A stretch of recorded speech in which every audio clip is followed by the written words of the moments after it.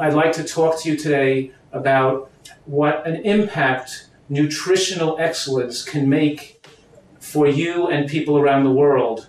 We can win the war against disease. We can have healthier nations. Right now, we are spreading American fast food companies and processed foods are spreading all over the world. And people are becoming more overweight, more obese, having more heart attacks, more diabetes, more strokes, and even more cancer. The good news is that nutritional science has advanced to the point where we can have people not have heart attacks. We can win the war against cancer. We can stop people from having strokes. And as they become more elderly, they don't have to become demented in their later years. And have healthy populations with low medical costs, with a dramatically more successful and happier population without the fear of these diseases. And what we've learned, the secrets that we've learned to protect ourselves, have to do with nutrients. And there are two types of nutrients.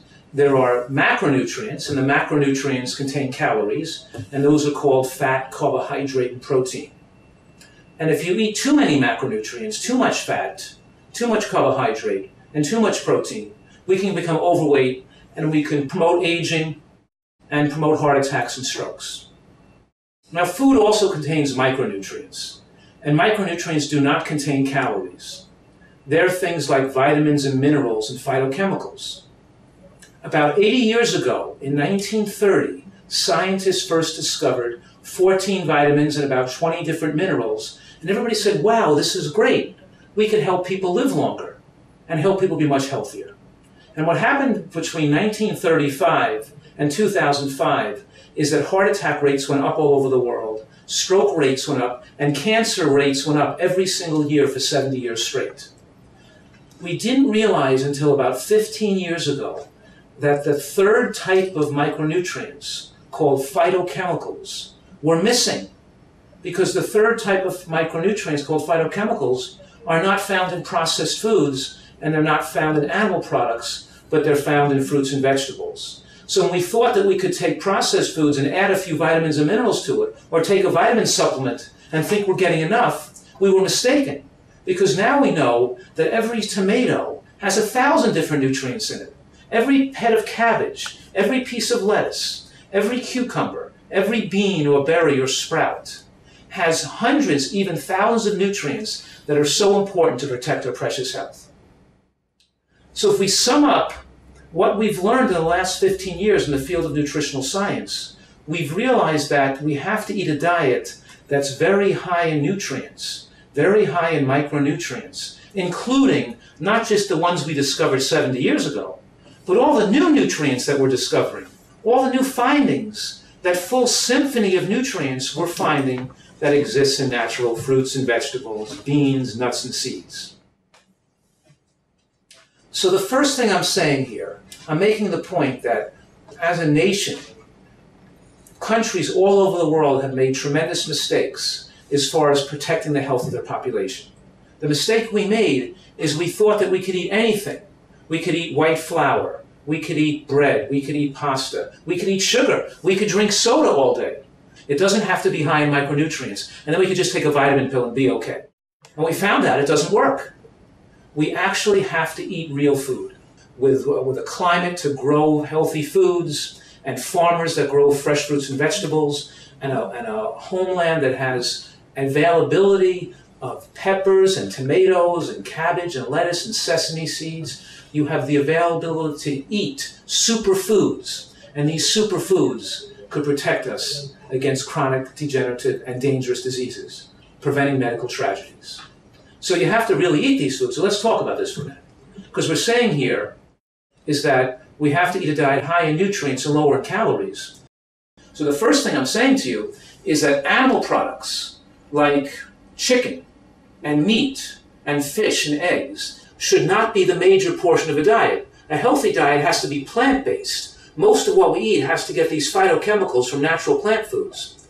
So pasta, white bread, and white rice does not have in it the phytochemicals and antioxidants. In those foods, there's no significant amount of vitamin E and vitamin K and folate and bioflavonoids and lignins and plant sterols and all these phytochemicals and other carotenoids that protect against disease. In other words, what I'm saying is that processed foods, drinking soda, having sugar, having white rice and pasta and white bread are not high nutrient foods. Those are not going to be the foods to protect your precious health because they're not rich in micronutrients.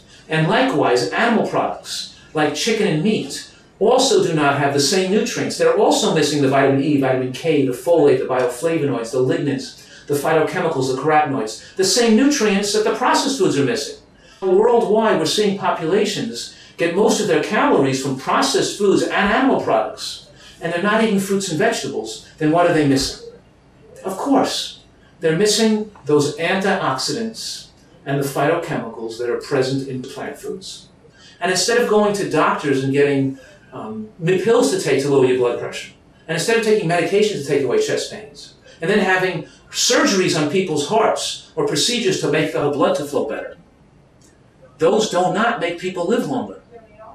The most powerful intervention, the most powerful medicine is what you can do in your own home, in your own kitchens, in your own gardens, and what you can do with your own life to protect your precious health. It's not what doctors can do for you with medications and surgeries. What I'm saying today is that we all are in this together. If we all eat a diet, which we call it a plant-based, high-nutrient diet, we look to eat more of the foods that are highest in nutrients. And the foods that are highest in nutrients, including these micronutrients I'm talking about, are green vegetables. Green vegetables win the awards because they have more nutrients per calorie than any other food. In other words, an animal product like a piece of chicken or a piece of meat is not high in nutrients per calorie. It gives you lots of calories, but not lots of micronutrients. Now take a piece of broccoli or some cabbage or kale that also is high in protein. Because don't forget, green vegetables are high in protein.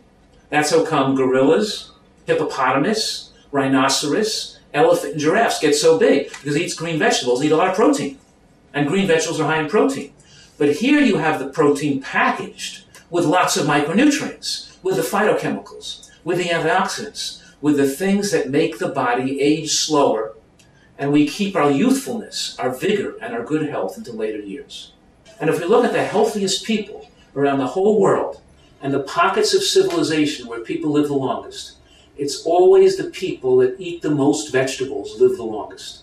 Let's touch on certain types of foods we want to include in our diet for optimal health. Number one is beans. Beans like kidney beans, navy beans, lentils, split peas. Beans have something in them called resistant starch. And resistant starch doesn't raise the glucose level. It's broken down by bacteria in the colon. And the bacteria in the colon change the resistant starch into short-chain fatty acids. And those fatty acids protect us against colon cancer. Beans promote weight loss, they give us energy, they're high in protein, and they protect us against cancer, and they're linked in the scientific studies to enhancement of longevity in elderly people. Number two, green vegetables. To be on a healthy diet, we have to eat some raw vegetables and some cooked vegetables. We have to eat green vegetables. Lettuce, salad, cucumbers, cabbage, the broccoli family, all those green vegetables have specific compounds that have been shown to protect against breast cancer, prostate cancer, colon cancer, and of course heart attacks and strokes. They're longevity-producing foods. If we mix the greens and the beans now with nuts and seeds, right? Almonds, cashews, sesame seeds, sunflower seeds, they have almost magical superfoods, protective compounds that prevent against cardiac arrhythmias, irregular heartbeats. They lower your cholesterol. They make people live longer. They prevent sudden cardiac death. They stabilize the brain. And healthy fats and seeds and nuts increase the absorption of nutrients from the vegetables and the beans. They also make the protein very complete. So it's not about just eating less fat. It's eating about more of the whole food healthy fats from nuts to seeds. Now, nuts and seeds contain a special compound called plant sterols. And these sterols have been shown to lower cholesterol levels and protect against heart attacks. But they also have a dramatic effect to protect against cancer as well. So what I do is we take some sesame seeds, and then maybe we'll mix it with an orange, and make a dressing or a dip to put on the salad, right?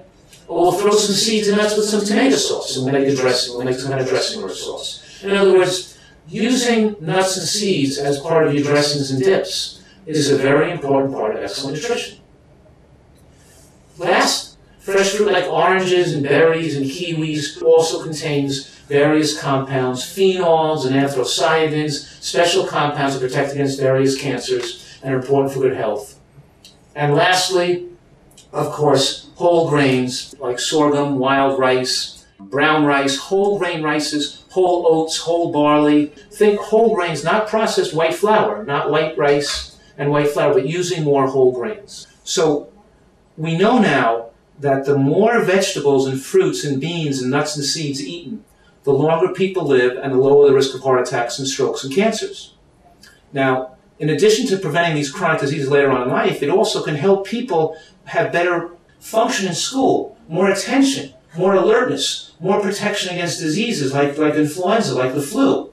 When we have the right kind of nutrients in our body, we're not going to get sick as often. So we have to appeal to our governors and our government, our educators and our teachers and our farmers. We have to all work together as a team to bring healthy food into the schools, to bring healthy plant foods into our homes. We're not talking about adding a little bit of fruits and vegetables to your present diet. We're talking about making fruits and vegetables the major portion of your diet. And then we'll have a healthy nation, and then we'll have a healthy population to live a long life free of medical tragedies. To conclude, we have a unique opportunity in human history. This is a blessing.